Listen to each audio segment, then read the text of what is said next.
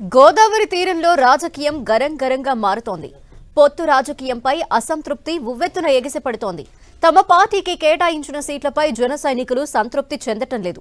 తాము పోటీ చేస్తామని నానాయాగి చేస్తున్నారు. ఆమరణ నిరాహార దీక్షలు, పాదయాత్రలు, ధర్నాలు, ఆందోళనలతో జనసేనానిపై ఒత్తిడి పెంచుతున్నారు. గోదావరి తీరంలో ఎందుకీ అల్లకల్లోలం? సీట్ల ప్రకటనపై జన సైనికులకు ఉన్న అభ్యంతరాలేంటి?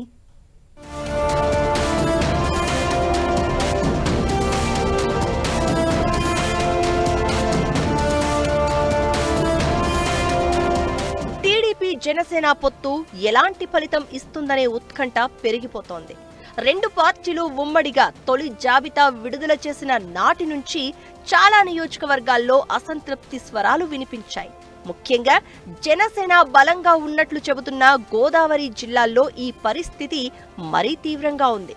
ఉమ్మడి తూర్పు గోదావరి జిల్లాలో సీట్ల సర్దుబాటును ఏమాత్రం జీర్ణించుకోలేకపోతున్నారు జన సైనికులు. 3 రోజులుగా అసంతృప్తి స్వరాలు వినిపిస్తున్నా అధిష్టానం నుంచి బుజ్జగింపులు, భరోసా వంటివేవీ కనిపించకపోవడంతో మరింత రగిలిపోతున్నారు.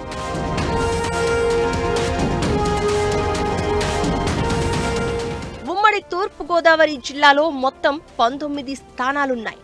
రాష్ట్రంలోనే అత్యధిక అసెంబ్లీ స్థానాలు ఉన్న ఏకైక జిల్లా ఇదే. ఈ జిల్లాలో మొత్తం 11 మంది అభ్యర్థులను ప్రకటించాయి టీడీపీ, జనసేన. ఇందులో టీడీపీ అభ్యర్థులు 9 మంది కాగా జనసేన అభ్యర్థులు 2. అయితే ఈ జిల్లాలో 9 సీట్ల నుంచి పోటీకి జనసేన నేతలు ప్రణాళిక వేసుకున్నారు. కనీసం 6 నియోజకవర్గాల్లోనైనా సర్దుకుపోవాలని భావించారు. కానీ ప్రస్తుతం ప్రకటించిన 2తో పాటు గతంలో గెలిచిన రాజోలులో జనసేన పోటీ చేయనుంది. ఇక మిగిలిన 7 స్థానాల్లో జనసేనకు ఎన్ని ఇస్తారో క్లారిటీ లేకపోవడంతో ఎమ్మెల్యే ఆశావహులు ఆందోళన చెందుతున్నారు.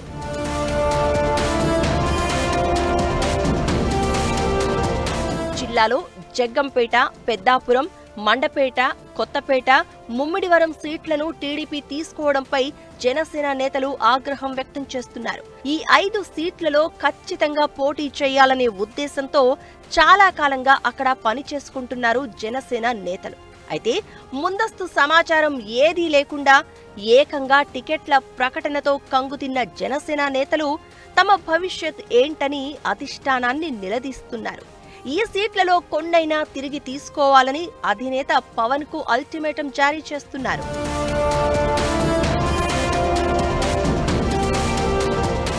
ప్రధానంగా జనసేన ఖచ్చితంగా పోటీ చేస్తామనుకున్న సీట్లను టీడీపీ తీసుకోవడంతోనే ఎక్కువగా అసంతృప్తి కనిపిస్తోంది. జనసేన పార్టీ జిల్లా అధ్యక్షుడు కందుల దుర్గేష్ కు సైతం ఇదే అనుభవం ఎదురవడంతో మిగిలిన చోట్ల అసంతృప్తిని అడ్డుకోలేకపోతున్నారు. రాజమండ్రి రూరల్ నియోజకవర్గం నుంచి పోటీ చేయాలనే ఉద్దేశంతో దుర్గేష్ చాలా కాలంగా పనిచేస్తున్నారు. పొత్తు ఖరారయ్యాక జనసేన పోటీ చేసే మొదటి సీటు రాజమండ్రి రూరల్ అనే ప్రచారం కూడా జరిగింది. దీంతో దుర్గేష్ కూడా పోటీకి అన్ని ఏర్పాట్లు చేసుకున్నారు. ఈ దశలో ఆయన్ను నిడదవోలు వెళ్లాల్సిందిగా పార్టీ కోరుతోంది. ఈ పరిణామంతో షాక్ తిన్న దుర్గేష్ అభిమానులు కడియం నుంచి రాజమండ్రికి పాదయాత్ర చేస్తూ అధిష్టానంపై ఒత్తిడి తెస్తున్నారు. రాజమండ్రి రూరల్ కి ఎవరిని అభ్యర్థిగా ప్రకటించకపోవడం వల్ల జనసేన తీసుకోవాలని కోరుతున్నారు. ఇక జనసేనకు కేటాయిస్తామంటున్న నిడదవోలులో టీడీపీ నేతలు సహాయ నిరాకరణ ప్రకటనలు చేస్తున్నారు. కాకినాడ రూరల్లో కూడా ఇలాంటి లొల్లే కనిపిస్తోంది.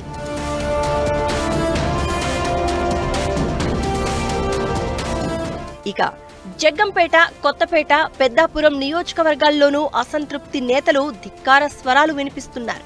జగ్గంపేట జనసేన ఇన్ఛార్జ్ పాటంశెట్టి సూర్యచంద్ర 2 రోజులుగా నిరాహార దీక్ష చేస్తున్నారు.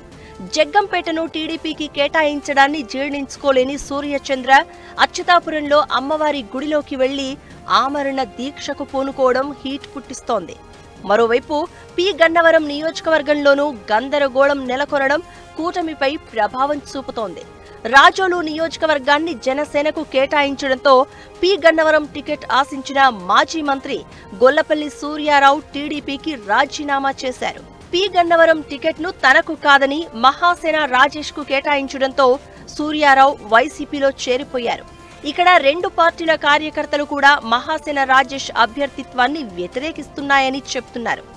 అంబాజీపేటలో జరిగిన సమావేశంలో కార్యకర్తలు పరస్పరం దాడులు చేసుకోవడమే కాకుండా అమలాపురం పార్లమెంట్ ఇన్ఛార్జ్ హరీష్ మాధుర్ వాహనాన్ని ధ్వంసం చేశారు.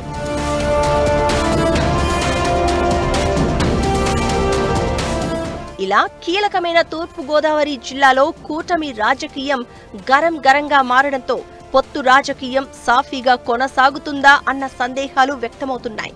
రెండు పార్టీల అగ్రనేతలు సమన్వయంతో పనిచేస్తున్నా క్షేత్రస్థాయిలో ఇరువైపులా సర్ది చెప్పే పరిస్థితి కనిపించకపోవడంతోనే అలకలు, అసంతృప్తులు ఎక్కువగా కనిపిస్తున్నాయంటున్నారు పరిశీలకులు. ఈ పరిస్థితుల్లో ఓటు బదిలీ సక్రమంగా జరుగుతుందా లేదా అన్న సందేహాలు వ్యక్తమవుతున్నాయి.